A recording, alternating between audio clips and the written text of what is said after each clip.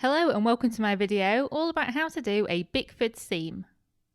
In my previous two videos I covered the very popular mattress stitch and a variation of the mattress stitch. The reason that one's so popular is that it creates a sturdy seam which is basically invisible from the right side of the knitting.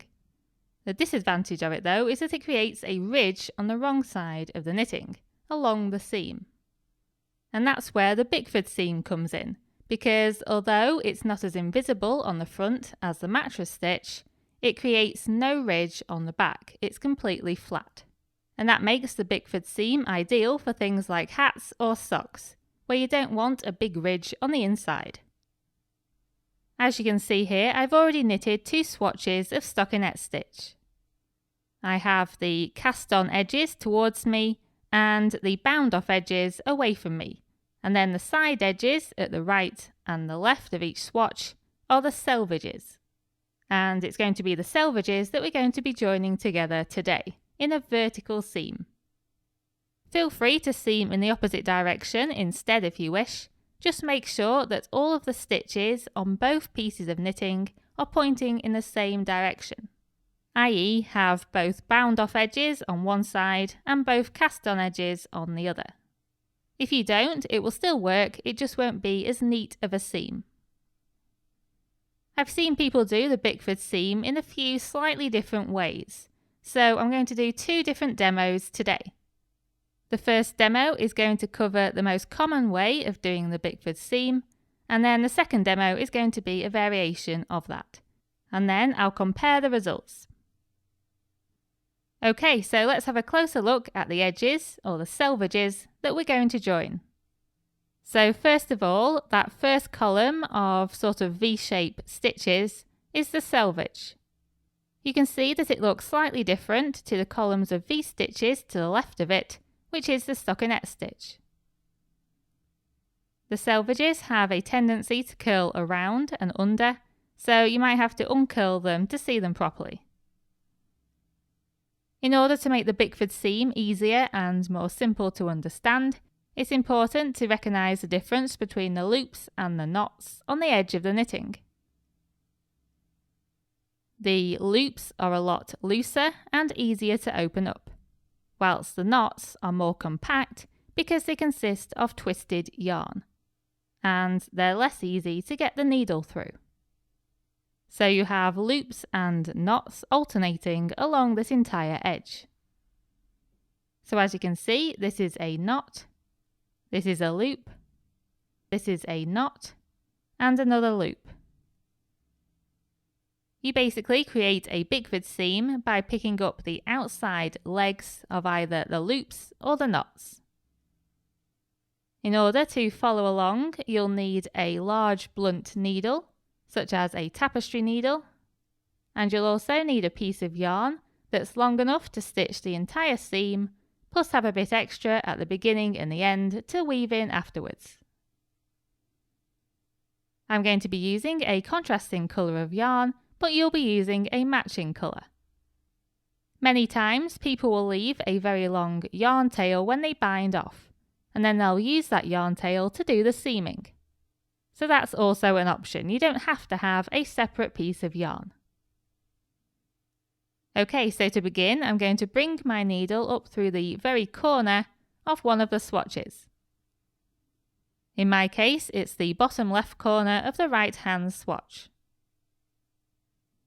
Make sure you leave a yarn tail of at least 6 inches, because you'll need to weave that in later. If you're going to be seaming with a yarn tail that's already attached to the knitting, then you can skip that very first step. Then you need to do the same thing on the opposite corner. So I bring the needle up through the very corner of the left-hand swatch. I then bring my needle from back to front underneath the piece of yarn that passes between the two edges. And then I bring the needle up through the same stitch as I went through at the very beginning. And this forms a figure of 8 which connects those two corners together. And then we need to go down through the nearest knot or loop. So have a look at the opposite edge to where you just brought the yarn through and see if it's a loop or a knot that's first on that edge. If it's a loop, you go down through the loop, and if it's a knot, you go down through the outside leg of that knot. In my case, you can see that it's a loop, so I go down through that loop. Then I cross over to the other edge, and I bring the needle up through the first loop on that edge. The Bickford seam basically involves going down through a knot and up through a knot, then down through a loop and up through a loop, and so on all along the seam. And because I've just gone through the loops, I now know I need to go through the knots. So I go down through the knot above,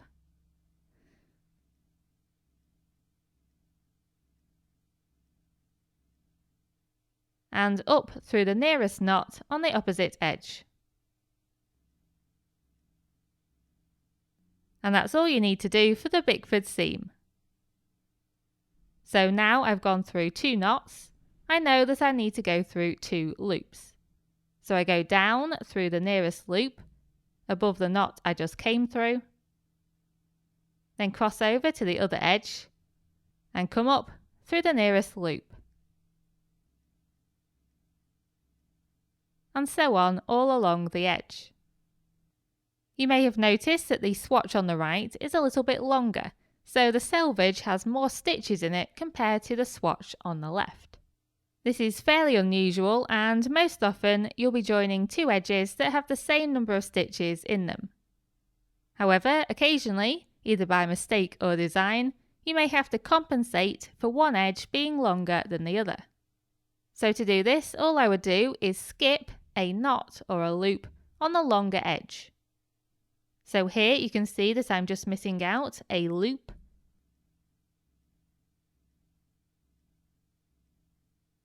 Then I do a normal stitch without missing out any loops or knots.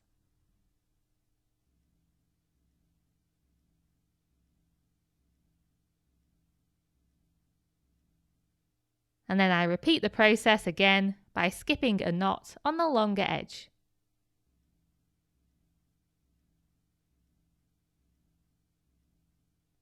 And then I just do normal seaming until I get to the very last loop or knot.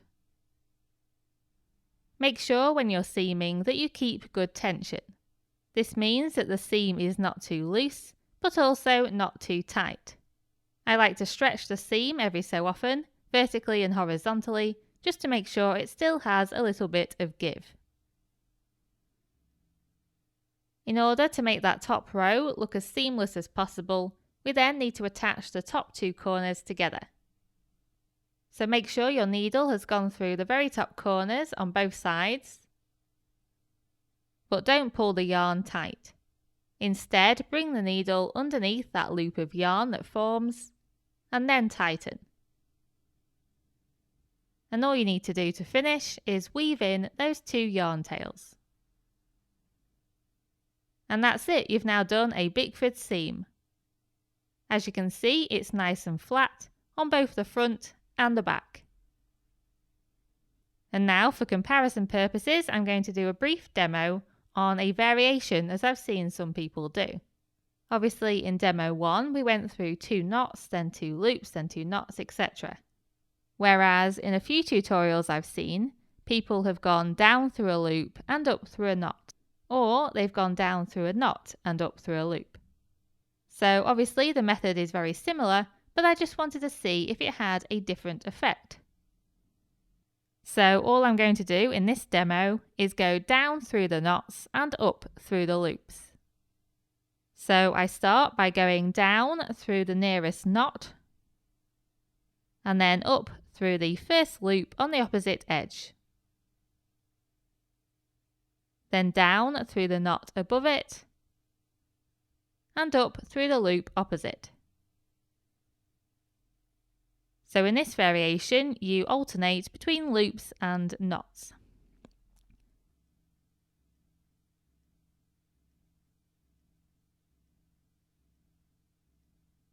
And then I just finish off the seam, and you can see the result here.